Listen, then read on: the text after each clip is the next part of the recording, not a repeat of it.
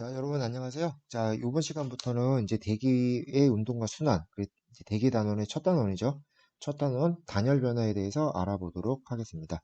자, 요 단열 변화라는 내용 굉장히 이제 뭐 수능에서도 많이 다루어지고, 그다음에 이제 모의고사 같은 데서도 굉장히 많이 다루어지는 굉장히 중요한 내용이에요. 중요한 내용이만큼 여러분들께서 좀 반드시 잘 알아두셔서 내용을 이해하시는 데 좀 도움이 됐으면 좋겠고요. 자, 이번 시간에 배워야 될 학습 목표 보도록 할게요. 자, 첫 번째로 봐야 될 게 단열 변화 과정이 뭔지, 굉장히 중요한 개념이거든요. 대기 운동에서 나타나는 기본적인 핵심적인 기본 개념이에요. 단열 변화. 반드시 좀 알아둬야 되고, 그 다음에 이제 단열 변화랑 관련돼서 좀 이따가 마지막에 이제 하이라이트로 볼 거예요. 펜 현상. 이제 사회 시간이나 지리 시간에도 펜 현상 자체를 다루기는 하지만 우리가 이제 지구과학 시간에는 여기에서 좀 더 초점을 둘 게 이 단열 변화 과정에서 나타나는 펜 현상이거든요. 그래서 펜 현상의 원리를 좀 자세하게 여러분들이 설명할 수 있으면은 이 내용을 잘 이해했다라고 여러분들이 생각하면 될 것 같아요. 자, 그럼 먼저 우리가 단열 변화라는 걸 알아볼 때 뭐를 바탕으로 볼 거냐면 단열 선도. 그래서 이제 그 기상청 직원분들이 많이 쓰는 게 스큐티 로그피 단열 선도라는 게 있거든요. 요 내용을 여러분들이 다 배우는 건 아니고 여기 이 스크립티 로그피 다이아그램의 기본적인 원리를 활용을 해서 이제 단열 변화에 대한 내용을 뭐 학습해 보도록 할 건데 일단 요 그림 자체를 배우는 건 아니니까 너무 쫄지 마세요. 아셨죠? 뭐 엄청나게 이걸 뭐 여러분들이 네, 이걸 다 아실 필요는 또 전혀 없고 자 어쨌든 간에 이제 단열 변화라는 개념을 먼저 좀 보도록 할게요. 자, 여러분들 한번 일반적으로 온도가 증가하거나 또는 이제 온도가 감소하는 상황을 한번 생각을 해봐요. 자, 일반적으로 온도가 증가한다라는 거는 이 물체가 뜨거워진다는 소리죠. 자, 그렇죠? 그러면은 어떤 물체의 온도가 증가해서 뜨거워진다라는 거는 보통 우리가 생각했을 때는 얘를 가열시키는 경우죠. 그죠? 다시 말해서 열을 흡수하는 상황을 우리가 생각을 해볼 수가 있어요. 자, 또는 온도가 감소하는 경우는 어떤 경우예요? 열을 뺏기는 거죠. 그죠? 열을 뺏긴다라는 거는 차가워진다라는 거죠. 그죠? 이런 경우는 열을 방출하는 경우가 보통 우리가 일상적으로 생각하는 상황입니다. 자, 그런데 이 단열 변화라는 건 뭐냐면은 얘가 이제 주변으로부터 열을 흡수하거나 또는 열을 이제 방출하지도 않음에도 불구하고 얘가 온도가 변화하는 그런 상황을 이제 우리가 단열 변화라고 하거든요. 그러니까 쉽게 얘기해서 얘가 뭐 열을 흡수하지도 않았는데 뭐 지멋대로 뜨거워지고 열을 방출하지도 않았는데 지멋대로 차가워지는 그런 현상을 우리가 단열 변화라고 얘기를 하는데 자, 일단 기본적으로 공기 덩어리의 움직임은요, 단열 변화를 뭐 가정을 많이 해요. 단열 변화를 가정을 하고 실제로도 그렇게 움직이기도 하고요. 자, 그러면은 공기 덩어리가 가만히 있는데 이 녀석이 갑자기 뭐 온도가 떨어지기도 하고 올라가기도 하고 이런 일이 왜 발생을 하느냐? 이제 그 내용이 여러분들이 알아둬야 될 단열 변화라는 건데, 자, 일단은 여러분들 한번 한번 해봐요. 그 헬륨 풍선 같은 거 있잖아요. 높은 하늘로 쭉쭉쭉 올라가면은 헬륨 풍선이 높은 하늘로 쭉쭉쭉쭉 올라가면 이 헬륨 풍선이 어떻게 되나요? 네, 커지죠. 그럼 요 녀석이 왜 커질까요? 네, 주변이 압력이 낮아졌기 때문에 커지는 거죠.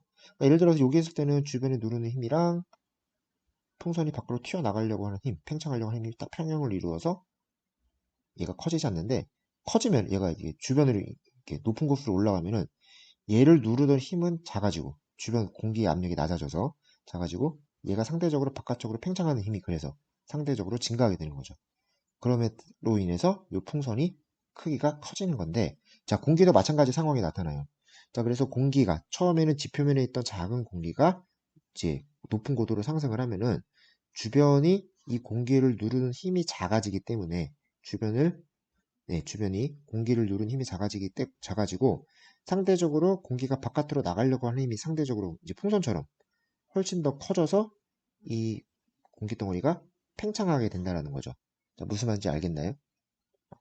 자, 그럼 반대 상황은 어떨까요? 반대 상황은 이 엄청나게 큰 공기가 이제 밑으로 내려가면은 어떻게 돼요? 자, 이렇게 내려가면은 이번에는 풍선이 바깥으로 미는 게 아니고 어떻게 해요? 네, 주변 압력이 강해져서 풍선을 누르는 거죠. 풍선 입장에서는 이제 눌림을 당하는 거죠.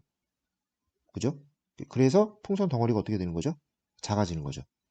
자, 그러면은 이렇게 지표면에 있던 공기가 이제 위로 고도가 높아지면서 팽창하는 거를 단열 팽창이라고 하고 이렇게 상층에 있던 공기가 주변의 압력이 높아짐에 따라서 주변 압력이 얘를 확 눌러가지고 작아지는 거를 단열 압축이라고 하는데 자, 단열 팽창의 상황을 먼저 좀 볼게요. 자, 이렇게 주변에 누르는 힘이 약해지면은 상대적으로 공기가 바깥으로 민다 그랬잖아요, 자기를. 그럼 공기 입장에서 뭐냐면 얘는 지금 공기가 일을 한 거죠. 그죠? 지가 스스로 커졌잖아요. 주변에 누르는 힘이 작아지면서. 그리고 요거는 상대적으로 얘가 지 에너지를 쓴 거예요, 쉽게 말해서. 그래서 공기가 외부로 일을 했기 때문에, 다시 말해서 지가 지 에너지를 쓴 거기 때문에 어, 이 공기 자체의 에너지는 어떻게 될까요? 에너지를 썼으니까 에너지가 감소해야겠죠. 뭐 쉽게 얘기해서 뭐 스킬 같은 거, 게임에서 스킬 같은 거 쓰면 만화 소모하잖아요. 뭐 그렇게 생각을 하시면 될 것 같아요. 그래가지고 주변으로 수축이 팽창 그 뭐지? 열 출입이 없었는데 자기가 자기 에너지를 씀에 의해서 자신의 온도가 낮아지는 현상이 나타납니다. 자, 이 상황에서 지금 열 출입이 있었나요? 열 출입 제가 단 한 번도 언급하지 않았죠? 스스로 일을 하면서 스스로 일을 하면서 에너지가 온도가 낮아지게 되는 거죠.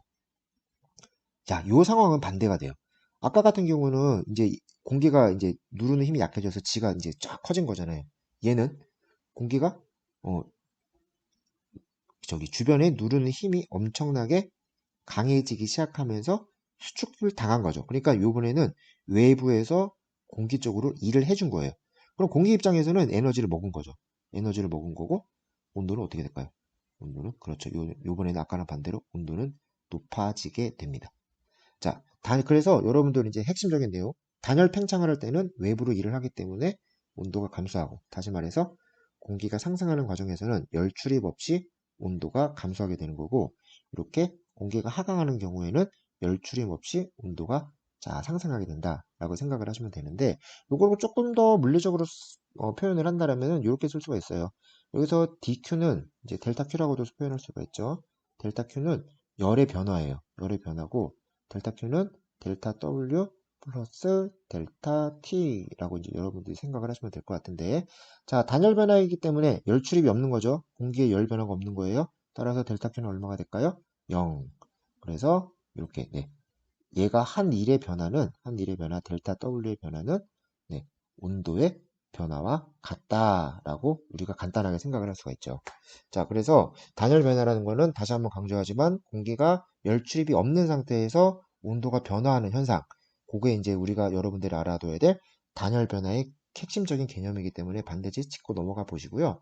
자, 이때 그러면은 온도가 아까 우리가 이제 공기가 뭐 올라갈 때는 온도가 높아지고 아니 올라갈 때는 공기 온도가 낮아지고 공기가 하강할 때는 온도가 높아지는 뭐 이런 얘기를 했는데, 자, 그렇다면은 얘네들이 과연 얼마나 온도가 떨어지고 얼마나 온도가 높아지는지를 이제 물리적으로 계산을 해볼 수가 있어요. 해볼 수가 있는데, 자, 이때 우리가 이제 공기를 두 가지로 나눠서 생각을 해볼 거예요. 자, 첫 번째는 어떤 공기를 생각을 해볼 거냐면 건조 공기를 생각을 해볼 겁니다. 건조 공기를 생각을 해볼 거고, 두 번째는 어떤 공기냐면 수분 공기를 생각을 해볼게요. 자, 건조 공기라는 건 뭐냐면 수증기가 충분히 있지 않아서 수증기가 충분하지 못해서 포화되지 않은 공기를 우리가 건조 공기라고 합니다. 그러니까 예를 들어서 상대 습도 100%다. 여러분들 아마 중학교 때나 배웠을 것 같은데, 상대 습도라는 거는 이 공기 안에 들어있는 이 공기가 가질 수 있는 수증기의 양을 퍼센티지로 나눈 거잖아요. 예를 들어서 뭐 30도씨의 공기가 예를 들어서 30도씨의 공기, 온도가 30도씨인 공기가 가질 수 있는 수증기의 양이 100이라고 했을 때, 이 공기가 수증기를 20개를 가지고 있다. 그러면 얘는 100개를 가질 수 있는데 20개를 밖에 못 가지고 있으니까 퍼센티지를 따지면은 이렇게 쓸 수가 있겠죠. 그럼 몇 퍼센트가 되는 거죠? 그렇죠. 20%가 됩니다. 그럼 요런 아이는 상대 습도가 이제 뭐 20% 이렇게 표현을 하고, 자, 그 다음에 예를 들어서 뭐 30도씨의 공기가 수증기를 100개를 가질 수 있는데 얘가 100개를 다 가지고 있다. 그럼 이건 뭘까요? 네. 몇 퍼센트가 될까요? 그렇죠. 100%가 되겠죠. 자, 그럼 요렇게 상대 습도가 100%가 되는 요런 공기를 우리가 수분 공기라고 해요. 요런 공기를 수분 공기라고 하고, 상대 습도가 100%에 도달하지 못한 공기는 전부 다 건조 공기라고 생각을 하시면 돼요. 자, 그러면은 선생님이 지금 어, 온도가 높은 30도씨의 공기가 예를 들어서 수증기를 100개를 가질 수 있는데 현재 20개밖에 못 가지고 있다. 그럼 얘는 포화 상태가 아니죠. 그러니까 이제 수증기가 완전히 다 찬 상태가 아니죠. 이런 상태의 공기를 이제 우리가 불포화 상태라고 얘기를 하고, 그다음 지금 여기 나와 있는 것처럼 자기가 가질 수 있는 공기의 최대치 또는 그 이상을 가지고 있다. 이런 공기는 이제 우리가 포화 상태에 있는 공기라고 얘기를 합니다. 그러니까 수분 공기가 바로 어떤 공기냐면 포화 상태에 있는 공기. 그래서 수증기가 충분히 있는 공기. 여기서 충분하다는 말은 여러분들이 오해하시면 안 돼요. 상대 습도가 100%인 공기를 수빈 공기. 그 다음에 상대 습도가 100%가 아닌 공기를 건조 공기라고 생각을 하시면 돼요. 자, 그 다음에 이제 또 여러분들이 봐야 될 게 뭐냐면, 죄송합니다. 여기서 이 30도씨의 공기가 선생님이 지금 가정을 해서 공기를 100개를, 수증기를 100개를 가질 수 있다라고 얘기했는데, 자, 이 공기의 온도가 낮아지면 이 공기가 가질 수 있는 최대 수증기의 양이 감소를 해요. 그래서 30도씨의 공기가 예를 들어서 수증기 100 알갱이를 가질 수 있다라면 20도씨 공기는 그보다 작게 양을 가질 수가 있는 거죠. 얘 같은 경우는 이제 예를 들어서 80개라고 가정을 하면은 20도씨의 공기는 수증기가 80개만 들어오면은 이제 상태 습도 100%가 되는 거죠. 또는 얘가 만약에 아까처럼 20개를 가지고 있다. 그럼 얘는 이제 상태 습도 100%는 아닌 게 되는 거죠. 무슨 말씀인지 알겠죠? 그래서 공기가 온도가 높아지면 높아질수록 그 공기가 가질 수 있는 최대 수증기의 양, 이제 뭐 수증기 압이라고 표현을 하는데 좀 더 어려운 말로는 요 양이 점점 증가를 하게 되고, 그다음에 온도가 감소할수록 얘가 가지고 수 있는 수증기의 최대 양이 감소한다. 라고 생각을 하시면 되는데, 자, 지금 이렇게 건조 공기가 뭔지, 수빈 공기가 뭔지 그 개념을 좀 알아두기 위해서 이런 얘기를 했는데요. 자, 이런 얘기를 한 이유가 뭐냐면은, 건조 공기일 때랑 수빈 공기일 때랑 공기가 고도가 높아질 때나 고도가 낮아질 때 얘가 온도가 얼마나 떨어지는지가 달라요. 자, 왜 다른지 좀 이따가 이제 좀 이따가 보고, 일단 첫 번째로 건조 단열 감률이라는 거 먼저 볼게요. 자, 건조 단열 감률이라는 건 뭐냐면 포화되지 않은 공기, 그러니까 다른 말로 불포화 공기 또는 우리가 봤던 상대 습도가 100%가 아닌 건조 공기가 단열적으로 상승할 때의 온도 변화를 말하는 건데, 자, 이런 건조 공기 같은 경우는 1km를 상승할 때마다 온도가 10도씩 감소한다라고 알려줘요. 굉장히 중요합니다. 자, 1km 상승할 때마다 몇 도씩 감소한다고요? 네, 10도씩. 다른 말로는 100m당 1도씩 감소한다고 생각을 하면 되겠죠. 또는 1000m당 10도씩. 이거는 여러분들 반드시 외우셔야 되는 내용이에요. 이건 반드시 암기를 해 두셔야 되고, 물론 이제 뭐 수능이나 이런 데서 문제를 풀이할 때는 건조 공기는 1도씩, 100m당 1도씩, 1000m당 10도씩 감소한다. 이렇게 언급이 되긴 하지만, 그럼에도 불구하고 반드시 알아둬야 되는 내용이기 때문에, 까먹지 말고 절대로 기억을 하셔야 되는 내용입니다. 그래서 지금 여기 왼쪽에 있는 그림, 요 그림을 좀 볼게요. 요 그림을 보시면, 이렇게 올라가는 공기는, 0도씨인 공기는, 네, 요게 건조 단열선이라는 거거든요. 이게 건조 단열선이라는 건데, 요 건조 단열선이 어떻게 그려지냐면, 아까 얘기했던 것처럼, 이 단열선도에서 이렇게 고도가 1km 높아질 때마다, 네, 고도가 1km 높아질 때마다 몇 도씩 떨어지게 이게 돼 있을까요? 그렇죠. 10도씩 떨어지게 그 기울기가 그렇게 그려져 있어요. 그 단열선도 상에서. 그래서 요게 건조 단열선이라는 거고요. 요게 이거 왜 이럴까요? 죄송합니다. 요게 건조 단열선이라는 거고요. 요게 건조 단열선이라는 거고, 반대로 이 공기는 그럼 이렇게 다시 고도가 낮아지면은, 그렇죠. 건조 단열선을 따라서 10도씩 네, 온도가 증가하게 되어 있어요. 자, 그래서 건조 단열선이라는 개념, 건조 단열 감률과 함께 반드시 알아둬야 되는 내용이에요. 포화되지 않은 공기, 건조 공기가 고도가 높아지거나 낮아질 때는 킬로미터당 10도씩 변한다고 얘기를 했잖아요. 그래서 이 단열선도에서 건조 단열선은 기울기가 1km당 10도씩 감소하게끔 기울기가 그려져 있다라고 여러분들이 생각을 하면 되고, 단열선도 상에서 공기가 고도가 높아지거나 고도가 낮아질 때는 바로 이 건조 단열선을 따라서 움직인다라고 이제 여러분들이 이해를 하시면 되겠습니다. 자, 다음으로 보실 거는 수균 단열 감율이라는 개념이에요. 자, 요 아이는 살짝 복잡해요. 이게 왜 그러냐면, 일단은 결과적으로 먼저 말씀을 드리면, 수균 단열 감률은 건조 단열 감률에 비해서 기온 감률이 낮아요. 그래서 건조 단열 감률 같은 경우는 1km당, 다시 말해서 1000m당 10도씨를 감소한다라 그랬는데, 요 수균 단열 감률 같은 경우는 평균적으로 1km당 약 5도씨씩 감소합니다. 근데 선생님 지금 뭐라고 그랬죠? 예. 평균적으로. 왜 이런 말을 썼냐면, 이 수변 담요 같은 경우에는 처음에는 5도씩 감소를 해요. 처음에는 5도씩 감소를 하다가 지금 보시면 알겠지만 기울기가 어떻게 되고 있죠? 위로 갈수록 기울기가 점점 완만해지고 있죠. 자, 얘는 왜 해필 5도씩 감소를 하고 고도가 높아질수록 처음에 이 건조 단열 감열 선이 왜 점점 기울기가 달라지는 이런 완만한 곡선을 보이냐면, 바로 수증기 때문에 그렇습니다. 자, 이 수증기가 뭔 일을 하길래 그럴까요? 자, 수변 단열 감률은 이 공기 안에 이 공기가 가질 수 있는 최대 수증기 양을 다 머금고 있다라 그랬죠.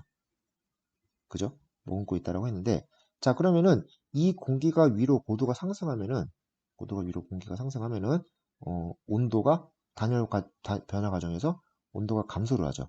자, 예를 들어서 요 공기가 온도가 30도씨고, 현재 얘가 100개의 수증기를 가지고 있는데, 100개를 다 가지고 있다라고, 100개, 최대 100개를 가질 수 있는데, 100개를 다 가지고 있다라고 가정을 할게요.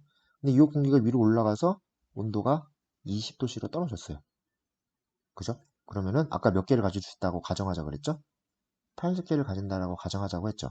그러면은 얘는 100개를 가지고 있는데 온도가 떨어짐으로 인해서 가질 수 있는 최대 수증기량이 20으로 떨어졌어요.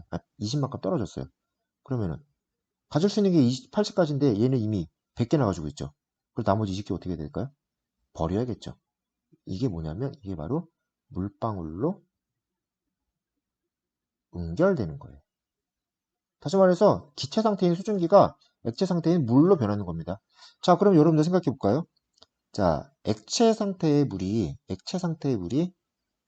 기체가 되는 과정을 우리가 이제, 기화라고 얘기를 하잖아요. 기화라고 얘기를 하고, 액체 상태의 물이 기체 상태가 될 때, 주변으로부터 열을 흡수할까요? 열을 뺏을까요? 액체 상태의 물이 기체 상태가 된다는 거는 그만큼 얘가 이 물 분자가 훨씬 더 활발하게 움직인다라는 거잖아요. 이렇게 활발하게 움직이게 된다. 다시 말해서 더 활발하게 움직이려면 얘는 주변으로부터 네, 열을 흡수해야 돼요. 자, 요거 여러분들 좀 더 쉽게 생각하면 그걸 생각해 볼 수 있어요. 여름철에 더울 때 어른들이 이제 밖에다 물 뿌리는 경우가 있잖아요. 물을 촥 뿌리는 게 왜 뿌리는 거예요? 네, 시원해지려고. 물 뿌리면은, 물을 뿌리면 이 물이 이제, 뭐야, 액체 상태의 물이 이제 수증기가 되면서 주변에 열을 흡수해요. 열을 흡수하면서 주변이 시원해지는 거거든요. 그래서 이렇게 액체 상태의 물이 기체 상태가 되는 과정은 주변으로부터 열을 흡수하는 과정이고, 반대로 기체 상태의 물이 이제 액체 상태로 되면 이건 이제 액화라고 얘기를 하죠. 이때는 열을 방출하게 되겠죠. 자, 그럼 봐. 요 상황은 수증기였던 공기덩어리들이, 그 공기덩어리 안에 수증기로 존재하던 요 물들이 온도가 떨어지면은 20개만큼이, 네, 물방울이 되죠. 그러면은 작은 수증기 중에서, 이 100개의 수증기 중에서 20개가 이런 물방울로 짠 액화예요. 그러면 어떻게 할까요? 열을 흡수할까요? 열을 방출할까요? 그렇죠. 열을 방출하게 됩니다. 열을 방출해요. 열을 방출을 막 해요. 이렇게 열을 방출하면은 요 열이 요 수증기를 더 어떻게 할까요? 데피겠죠. 수증기를 가열해요. 그래서 원래는 얘가 이제 20도씨, 30도씨, 20도씨가 가려면 온도가 10도씨가 떨어진 거잖아요. 온도가 10도씨가 떨어지려면 1km를, 아이고, 죄송합니다. 고도가 1km를 상승한 거죠. 잠시만요. 근데 이게 좀 에러가 났네요. 자, 고도가 1km를 상승한 거잖아요. 그죠? 그럼 고도가 1km를 상승하는 동안 원래 건조 단열적으로 이제 온도가 떨어지려면 온도가 10도씨씩 떨어져야 되죠. 근데 지금 요 놈이 열을 방출했어요. 수증기가 응결하면서 열을 방출했어. 그럼 얘는 상대적으로 데펴진 효과가 나타나죠. 얘가 가열이 된 거야, 상대적으로. 그리고 10도씨가 다 떨어질까요? 그렇지 못하겠죠. 얘가 얘를 가열시켜줌으로써 온도가 떨어지는 속도가 늦춰질 수밖에 없어요. 그래서 이론상 몇 도씨씩 떨어지냐면, 이론상 5도씨씩 떨어지게 되는 거예요. 바로 이렇게 수증기가 열을 방출함에 의해서.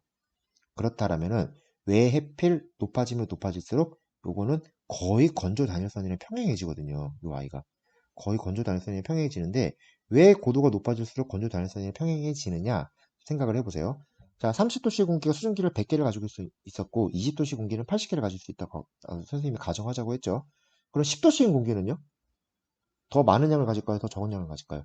당연히 더 적은 양을 가지겠죠. 그래서 10도씨인 공기는 예를 들어서 50개밖에 못 가진다고 쳐요. 그럼 얘는 80개 쓸 때 20개가 이제 응결돼서 물방울로 날아갔겠죠. 여기로 오면 수증기의 양이 더 어떻게 될까요? 더 줄어들겠죠. 그리고 0도씨가 되면 수증기 양은 최대로 가질 수 있는 건 뭐 10개? 최대로 가질 수 있는 거는 10개. 그럼 얘는 마찬가지로 계속 0도씨가 되면서 수증기는 계속 탈락하게 되니까 얘도 또 10개. 갈수록 공기가 가지는 수증기의 양이 점점 어떻게 돼요? 온도가 감소하면서 공기가 가질 수 있는 수증기의 양이 점점 감소합니다. 자, 수증기 양이 감소한다는 소리는 이 수증기가 응결하면서 방출하는 열도 어떨까요? 열도 적어지는 거예요. 자, 열이 적어진다는 소리는 이 공기가 냉각될 때 얘를 상대적으로 가열시킬 수 있는 양도 적어진다는 소리예요. 그러면은 공기가 원래는 이제 10도씩, 1도씩, 1km씩 올라갈 때마다 10도씩 떨어져는 게 이제 건조 단열적으로 온도가 변하는 건데, 자꾸 요 녀석이, 이제 습한 공기 같은 경우에는 이렇게 수증기가 방출하는 열 때문에 얘가 10도씩 못 떨어지고 5도씩 떨어진다고 했잖아요. 근데 올라가면 올라갈수록 그 수증기 양이 점점 계속 감소를 하니, 나중에는, 얘를 대표줄 수 있는 그 수증기 양도 없어지겠죠.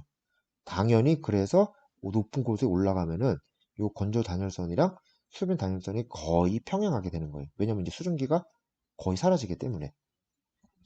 자, 마지막 감률, 이슬점 감률입니다. 이슬점 감률은 뭐냐면 공기가 상승함에 따라서 나타나는 이슬점 온도의 변화를 우리가 이슬점 감률이라고 얘기를 하는데, 여기서 이슬점 온도라는 건 뭐냐면 이 공기가 이슬이 맺히기 시작하는 순간의 온도를 이슬점 온도라고 얘기를 해요. 자, 다시 또 30도씨의 공기를 예를 들게요. 자, 30도씨의 공기를 예를 들고, 자, 현재 이 공기가 수증기가 100개를 가지고 100개를 최대 가질 수 있는데 현재 80개를 가지고 있다고 가정을 할게요. 자, 그리고 20도씨의 공기는 수증기를 최대 80개를 아까 가질 수 있다고 선생님이 가정을 하자고 얘기를 했었죠. 자, 그러면은 요 공기는 몇 도가 되면 은근히 현재 이 공기는 건조 공기인가요? 수변 공기인가요? 현재 이 공기는 건조 공기겠죠. 왜냐하면 포화 상태가 아니니까. 자, 근데 만약에 이 공기가 온도가 떨어졌어요. 온도가 20도씨가 됐어요. 온도가 20도씨가 되면 이 공기는 자기가 가질 수 있는 최대 공기의 수증기의 양이 80으로 변하겠죠. 근데 현재 이 아이가 80개를 가지고 있으니까 어떻게 돼요? 상대 습도가 100%가 됐죠. 이때부터 이 아이는 응결을 하기 시작하겠죠. 이게 바로 이슬점 감률입니다. 그래서 이슬점 감률이란 공기가 이슬이 맺히기 시작하는 순간의 온도를 여러분들 라고 생각을 하시면 돼요. 그러면은 30도씨의 공기, 아까 얘기했던 30도씨의 공기 어떤 공기냐면 수증기를 80개를 가지고 있는 30도씨의 온도는 이슬점 온도가 몇 도라고 얘기를 할 수 있냐면 얘는 이슬점 온도가 20도라고 얘기를 할 수가 있어요. 그러면은 10도씨인 공기는 아까 선생님이 수증기를 50개를 가지고 있을 수 있다라고 가정을 하자고 했죠. 그럼 예를 들어서 30도씨인 공기인데 이 공기는 수증기를 50개를 가지고 있다라고 가정을 할게요. 그럼 이 공기는 이슬점 온도가 몇 도가 될까요? 그렇죠. 얘는 이슬점 온도가 10도씨가 되는 거겠죠. 자, 여기 이게 이제 이슬점 온도라는 개념인데, 이 이슬점 온도도 공기가, 고도가 다 변화하면, 예를 들어서 고도가 높아지면은 이슬점 온도도 감소합니다. 얘는 보통 몇 킬로미터에 감소하냐면, 킬로미터당 2도씩. 그래서 다른 말로 1000m에 2도씩 또는 100m당 0.2도씩 감소를 하는데, 자, 얘가 감소하는 이유도 당연해요. 왜냐면은, 공기가 위로 올라가면 올라갈수록 고도가 감소한다고 우리가 아까 얘기를 했잖아요. 고도가 감소하면 어떻게 된다고 그랬어요? 이 공기가 가질 수 있는 최대 수증기 양이 변한다라고 그랬죠. 최대 수증기 양이 조금씩 변해요. 어떻게 변한다고 그랬죠? 온도가 떨어지면서 공기가 가질 수 있는 최대 수증기 양이 감소한다라고 그랬죠. 공기가 가질 수 있는 수증기의 양이 점차적으로 조금씩 감소하기 때문에 봐봐요. 30도씨 공기는 100개를 가질 수 있고 20도씨 공기는 80개를 가질 수 있고 10도씨인 공기는 뭐 50개를 가질 수 있다고 가정을 하면은 당연히 수증기가 응결하기 시작하는 온도도 당연히 같이 낮아질 수밖에 없겠죠. 그죠? 그렇기 때문에 이슬점 온도도 변하게 되는 거죠. 근데 이슬점 온도의 변화는 뭐 이제 건조 단열 감률이나 수면 단열 감률에 비해서는 상대적으로 온도의 변화는 굉장히 작죠. 2도씨로. 작다라는 건 이제 요 내용을 여러분들 좀 반드시 숙지를 하시고 다시 한번 이제 복습을 해봅시다. 자, 건조 공기가 단열 상승할 때는 네, 건조 단열선을 따라서 변한다고 그랬죠. 그래서 올라가면서 점점 팽창하면서 온도는 어떻게 된다고 그랬죠? 공기가 팽창하면서 온도가 감소한다고 그랬죠. 자, 다음 수변 공기가 단열 상승할 때는 수변 단열선을 따라 상승하는데 이 수변 단열선은 지금 5도씩 감소하는 고도에서만 선생님이 그린 거예요. 만약에 훨씬 더 높은 고도에서는 거의 10도씨에 가깝게 떨어진다고 그랬죠. 그래서 얘는 수변 단열선을 따라서 이렇게 점점 팽창하면서 온도가 감소한다. 근데 아까도 얘기했지만 건조 단열선은 100km당 1도 또는 1km에 10도라고 그랬죠. 수변 단열선은 1km에 5도라 그랬죠. 그럼 누가 더 기울기가 작아야 돼요? 그렇죠. 수변 단열선이 기울기가 더 작아야겠죠. 자, 그러면은 요 상황을 한번 같이 한번 볼게요. 지면에서 온도 20도이고 이슬점 온도가 10도인 공기가 단열 상승한다면, 건조 단열적으로 상승한다면, 자, 현재 이 공기는 온도가 20도고 이슬점 온도가 10도야. 그러니까 만약에 온도도 20도고 이슬점 온도도 20도다. 그러면은 얘는 이미 이슬지 맺히기 시작하는 순간이 되는 거죠. 그죠? 그러니까 수증기를 최대로 가지고 있는 거예요. 그래서 온도와 이슬점 온도가 다르다. 예를 들어서 여기 나와 있는 것처럼 온도는 20도인데 이슬점 온도는 10도다. 그럼 얘는 온도가 쭉 떨어지다가 온도가 10도가 되는 순간 이 아이는 이슬이 맺히기 시작하겠죠. 그런데 지금 상태는 이슬이 맺힐까요? 안 맺힐까요? 이슬점 온도에 도달을 못했죠. 네, 이슬이 안 맺혀요. 무슨 공기냐면 건조 공기입니다. 이슬이 맺히기 시작하는 순간 상대 습도가 100%가 됐을 때 그 아이를 수분 공기라고 얘기를 한다고 했죠. 자, 그러면 현재 이 아이는 네, 그렇죠. 건조 공기이기 때문에 단열적으로 상승할 때는 건조 단열선을 따라서 상승하게 되겠죠. 그래서 온도는 100m당 1도씩 또는 1km당 1도씩 온도가 뚝뚝뚝뚝 떨어질 거예요. 그렇죠? 그리고 이슬점 온도는 100m당 0.2도씩 또는 1km당 2도씩 떨어지는 네, 이슬점 단열 변화선을 따라서 또는 포화 혼합비선을 따라서 이동을 할 것이고 이슬점 온도는 그러면은 온도는 100m당 1도씩 떨어지고 이슬점 온도는 100m당 0.2도씩밖에 안 떨어져요. 그러면 온도 변화가 훨씬 더 크죠. 그죠? 그러면은 언젠가는 올라가다 보면은 이슬점 온도랑 얘의 온도가 같아지는 순간이 와요.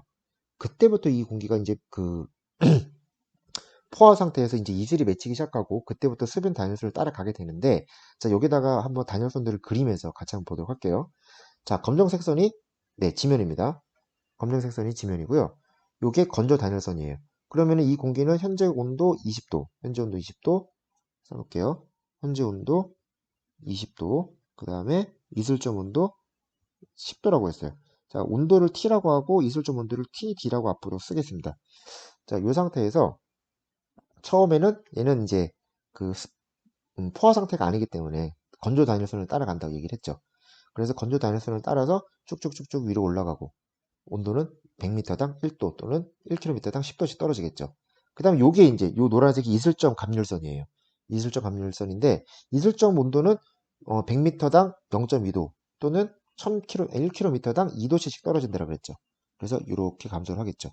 이렇게 건조 단열선을 따라서 공기 온도가 감소하고 이슬점 단열 감률선을 따라서 공기 온도가 이슬점 온도가 감소하다 보면은 얘가 기울기가 훨씬 크기 때문에 언젠가는 둘의 온도가 같아지는 순간이 오겠죠. 그죠? 언젠가는 같아지는 순간이 오고 여기서부터 이제 이 공기는 무슨 선을 따라갈까요? 여기서부터는 이제 여기 딱 같아지는 순간부터는 요 전부터는 이 공기는 포화 상태에 도달.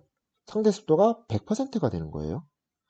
이때부터 이 공기는 이제 뭘 따라갈까요? 더 이상 건조 공기일까요? 그렇지 않죠. 이제부터는 수변 공기가 되죠. 그래서 여기서부터는 네, 이 공기는 이렇게 여기서부터 응결이 발생하기 시작하고 여기서부터는 수변 단열선을 따라서 온도가 감소하게 됩니다. 바로 여기서부터는 네, 100m당 네, 0.5도씩 감소하기 시작하는 거죠.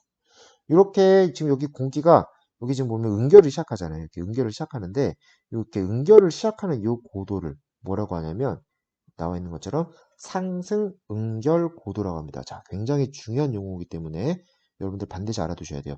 자, 그러면은 이 상승 응결 고도부터는 수변 단열선을 따라서 공기가 쭉 올라가잖아요. 올라간다 소리는 뭐냐면 여기서부터는 계속 연속적으로 물방울이 맺힌다는 소리예요. 공기가 올라가면 올라갈수록. 자, 물방울이 맺힌다. 기체 상태였던 수증기가 액체가 된다. 물방울이 맺히면 여기서 뭐가 만들어질까요? 그렇죠. 구름이 만들어지기 시작합니다. 그래서 상승 응결 고도를 기점으로 그 위로부터 조금씩 구름이 만들어지기 시작하는 거죠. 반드시 알아두시고요. 네. 정리가 됐고. 자, 그러면은 우리가 이제 이 상승 응결 고도가 몇 도씨인지 계산하는 게 또 굉장히 중요해요. 요것도 이제 뭐 수능이나 이런 데서도 많이 물어보고, 요거 상승 응결 고도를 계산하는 거는 여기 지금 이렇게 단열선도에서 여기 상승 응결 고도를 이렇게 찾을 수도 있고, 어떻게 찾을 수 있냐면 아까 봤듯이 건조 단열선과 이슬점 감열선이 만나는 점. 여기가, 응결이 발생하는 고도라고 그랬잖아요. 그래서 이렇게, 단열선도 상에서도 여러분들이 찾을 수 있어야 되고 계산을 통해서도 찾을 수 있어야 되는데 상승 응결 고도를 계산하는 방법은 굉장히 간단합니다. 상승 응결 고도는 어떤 특정 고도에서 온도와 이슬점 온도가 같아져서 두 온도가 같아져서 얘가 이제 응결이 발생하기 시작하는 순간이라고 그랬죠. 그래서 다시 한번 또 단일선들을 그려보면은 자, 이 고도가 몇 미터인지 모르니까 H라고 그냥 가정을 할게요. H라고 가정을 하고 상승 응결 고도를 따라서 요만큼 올라갔을 때, 건조 단일선을 따라서 요만큼 올라갔을 때 여기에서 이슬점 감률선이랑 아이고 잘못 그렸네요. 그럼 지울게요. 자, 다시 한번 여기에서 이렇게 이슬점 감률선이랑 뿅 만났다라고 할게요. 요 고도를 이제 H라고 하겠습니다. H라고 하면은 자, 요거는 건조 단열선, 요거는 이제 그 수변 단열선, 이슬적 감열선. 그리고 여기서부터는 이제 수변 단열선을 따라서 이렇게 올라간다고 그랬죠.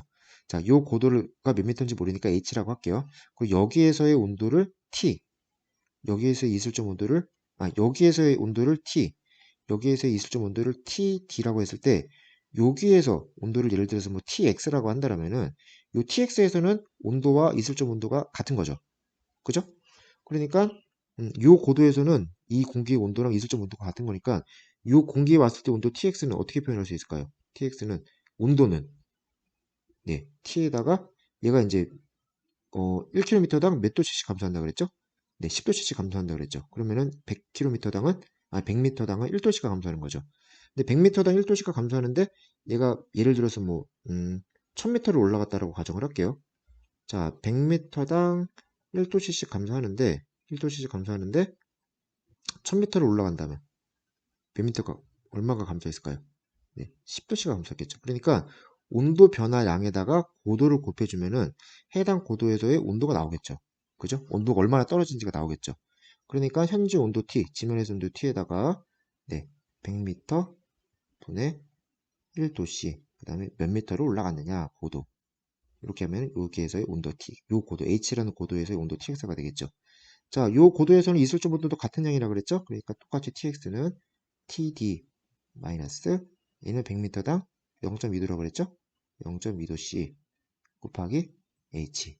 자, TX 같죠? 자, 그러면 결국 T는 100m분의 1도C 곱하기 H 이꼴 TD는 TD 마이너스 100m분의 0.2도C 곱하기 H. 자, 이거 갖다가 놓고 식을 정리를 하면은 바로 이렇게 결론에 도달을 합니다.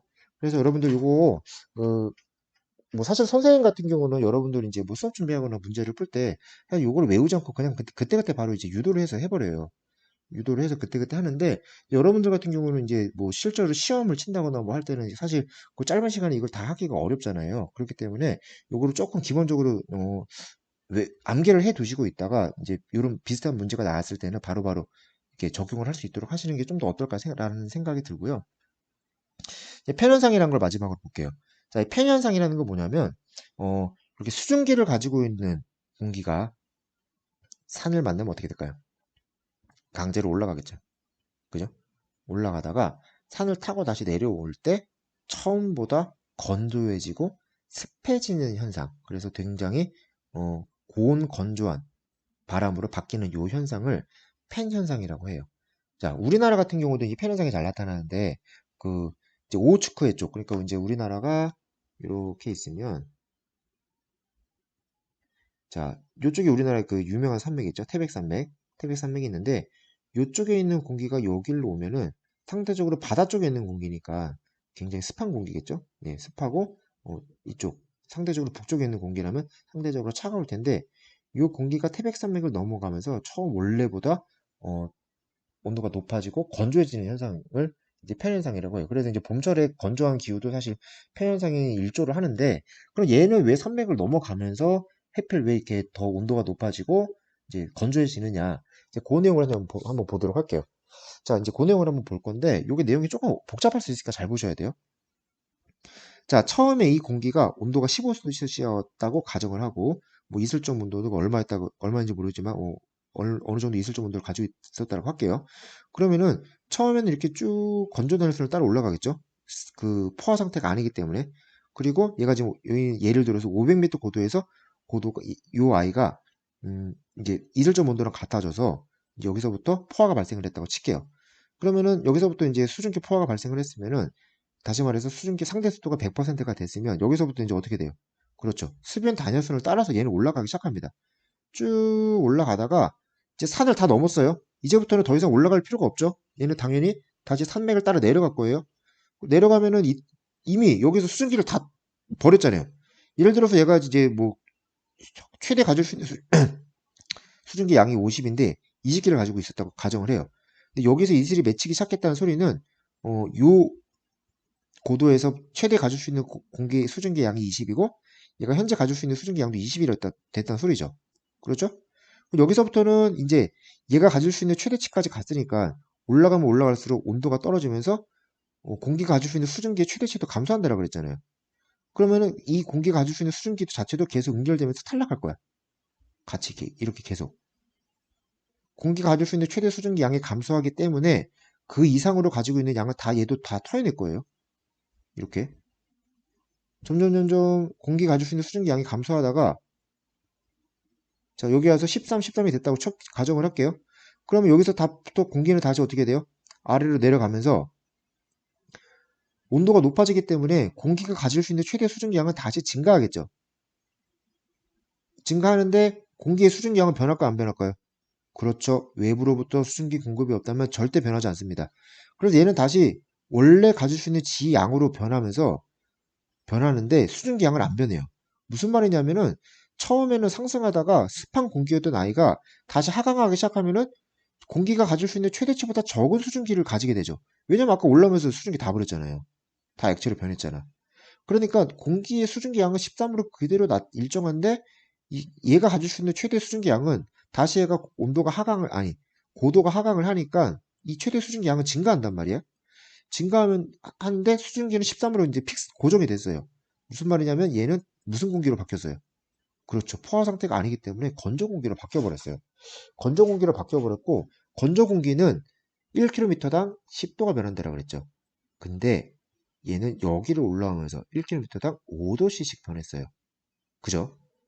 5도씩. 처음에는 이렇게 10도씩 변하다가 이 구간에서는 5도씩 변해요. 그리고 다시 고도 온도가 상승하는데 이때부터는 5도씩 변하는 게 아니고 처음부터 바로 1km당 10도씩 변합니다. 그래서 결국은 이렇게 오게 되면은 완전히 다 내려왔을 때 어떻게 돼요? 네, 처음보다 온도는 엄청 높아지고 수증기는 다 뺏겼죠. 그죠? 그래서 수증기를 다 뺏겨서 처음보다 훨씬 더 건조해진 공기가 되는 거죠.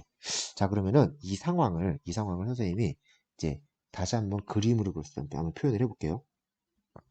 자,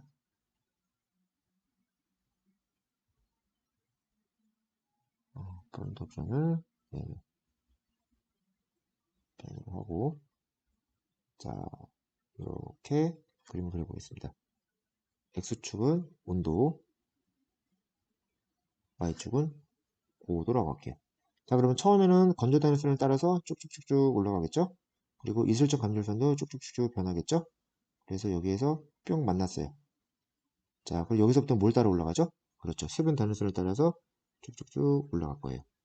이렇게 올라가는데, 자, 어느 정도 고도가 올라가면 여기서부터는 이제 뭘 따라 자, 여기서부터 이제 여기까지가 산맥의 최대 높이라고 해요. 여기까지 올라왔어요. 이제 다시 그러면 건조 단열선을 따라서 쭉 내려가겠죠. 건조 단열선을 따라 내려가는데, 이슬점 온도선도 같이 다시 상승하기 시작하겠죠. 이슬점 온도선은 100m당 2도씨랑, 100m당 0.2도씨 또는 1km당 2도씨라고 그랬어요. 그럼 이슬점 온도선도 이렇게 쭉 변할 거고, 건조 단열선도 쭉 이 방향으로 변할 거예요. 쭉 변하다 보면은, 자, 여기에 도달을 했을 때, 이슬점 온도는 어떻게 돼요? 아이고, 죄송합니다. 이게 지금 나오면 안 되는데. 자, 이슬점 온도는 이렇게 쭉 떨어지다 보면은, 이슬점 온도는, 네, 처음보다 엄청 낮아졌죠. 온도는, 왜 자꾸 이렇게 될까요? 온도는 처음보다, 네, 높아졌죠. 처음보다 온도는 엄청나게 높아지고, 이슬점 온도는 처음보다 엄청나게 낮아지게 되는 거죠. 자, 이제 이 상황에 한번 적용을 해볼게요. 자, 처음에 A 지점에서 높이 0m, 기온이 15도, 있을 점이 11도였다는 공기가 있어요. 자, 이 공기가 고도가 500m까지, 현재는 이 공기는 현재는 포화 상태가 아니죠. 현재는 포화 상태가 아닌데, 500m 높아지면은, 자, 100m당 1도씩 감소한다고 그랬죠? 그러면은, 500m 높아지면은, 500m, 그러니까 1도씩, 100m당 1도씩이니까 5도씨가 공기가 온도가 낮아졌겠죠. 그러면은 기온은 10도씨로 떨어졌을 거고, 그 다음에 이슬점 온도는 2도씨씩 감소하니까 100m당 0.2도씨씩 감소하니까 500m가 올라갔을 때는 1도가 떨어졌겠죠. 이슬점 온도 10도가 됐죠. 자, 500m에 도달했을 때 드디어 이 공기는 뭐가 돼요? 포화 상태가 됐겠죠. 여기서부터 뭘 따라 올라갈까요? 그렇죠. 이슬점, 네, 여기서 이렇게 이슬점 온도선이랑 만났고 건조단선 만나서 여기서부터는 수변 공기를 따라서 수변 단열선을 따라서 쭉 올라가겠죠. 여기서 굉장히 중요한 내용이 있습니다. 여기서부터는 수변 공기잖아요. 수변 공기는 100m당 5도씩 선생님이 감산한다고 얘기했는데 이슬점 온도도 여기서부터는 포화 상태 공기는 100m당 5도씩 감소해요. 자, 이거 왜 그러냐면 아까 얘기했지만 이슬점 온도라는 거는 수증기가 맺히기 시작하는 온도라고 그랬잖아요. 수변 단열선에 따라가서 올라가는 공기는 항상 상태수도 100%죠. 얘는 올라가는 내내 이슬이 맺혀 있는 상태예요. 그렇기 때문에 포화 상태인 공기는 이슬점 온도 변화가 100m당 0.2도가 아니고 얘는 100m당 5도가 되는 거예요. 이때부터는. 그래서 보시면 알겠지만 공기 온도 떨어지는 게 똑같죠. 그죠? 그래서 1500m까지 올라갔을 때 1km 변했죠? 5도씩 변해야 된다 그랬죠? 수변 단열선이니까. 그래서 5도가 감소했고 마찬가지로 이슬점 온도도 5도가 감소를 했습니다. 자, 그 다음에 1500m까지 올라간 공기가 다시 풍화측 산을 타고 다시 아래로 내려가면 이때부터는 공기는 건조 단열적으로 변한다라 그랬죠? 그래서 여기서부터 어떻게 돼요? 이제 왼쪽 그래프를 보세요. 여기서부터 공기는 다시 저기 이슬점 온도와 인실 온도는 이제 2도씩 떨어지니까 이렇게 2도씩 증가를 할 거고 1km당. 그 다음에 건조 단열선을 따라서 공기는 온도는 이 방향으로 내려가겠죠. 그래서 온도는 15도가 올라가서 20도가 되고 이슬점 온도는 3도가 증가해서 8도가 돼요. 이렇게 되는 거죠.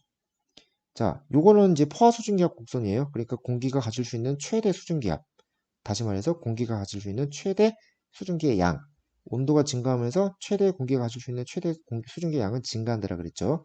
그래서 포화 수증기압 곡선은 이렇게 고도의 온도에 따라서 증가하게 돼 있는데, 자, 아까 선생님이 요 A 공기는 현재 기온은 15도, 이슬점 온도는 11도. 그래서 불포화 상태, 요 상태에 있죠. 자, 요 상태에 있는데, 요 아이가 이제 어떻게 돼요? 고도가 높아지면서 온도는 10도로 떨어지고, 요때 이슬점 온도가 10도가 됐죠. 요때 이 공기가 포화가 됐죠. 자, 포화가 됐으니까 이 공기는 포화 상태, 공기가 가질 수 있는 최대 수증기 양을 다 가지고 있는 거죠. 그래서 여기에 점이 찍히겠죠. 요 방향으로 갔을 거고, C까지 가면서 이슬점 온도도 계속 떨어지고 공기 온도도 계속 떨어지는데 어쨌든 얘는 계속 포화 상태죠. 그러니까 포화 수증기압을 따라서 이렇게 변하겠죠.